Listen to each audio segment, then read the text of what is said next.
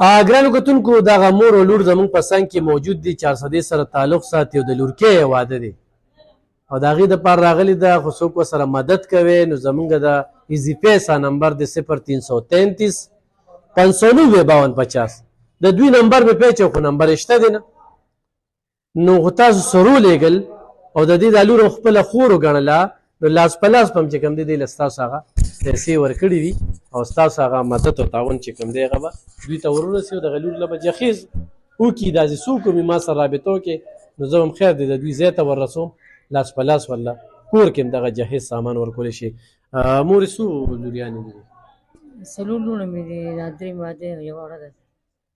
او خاوند هم کله وفات شوي تېره روژه کې کال برابر شو او ګټه وټه هم څه ده ګټه به دغه دوه ماشومان دي یو سیستم کې یو دلته موټیان والا سړی دي یو نیم سل پیره او تېره روژه کې هم چې موږ نه سودا وړې به خوشحاله وي ولې خوشحاله وکړي نو لور دې واده کله را جوړ کړی لور واده مې نهه مولسم لري نو چې چا له دې ورکړی د هغوی وس کېږي هغوی خو اوس کې خو زما ورته وس نشته ما لکه یو بل هر څوک ورکړه ډېر شیزونه اوس کم دي داسې څه دله اخیستل دي بکسې پاتې دي هغه بالښتونه متکې پاتې دي او دا خوا دې خوا لکه ډېر پاتې دي پیزارونه پاتې دي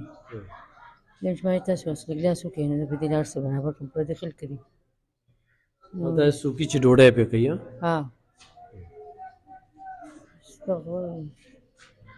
ګټه وټه نور څه دي ستاسو لکه به دغه یو دوه ماشومان ته ناست یم بالي جمالې مې خوله باندې سترګه باندې خپل ځان مې سکان چې خدای مې الله په عزت کې واده کړي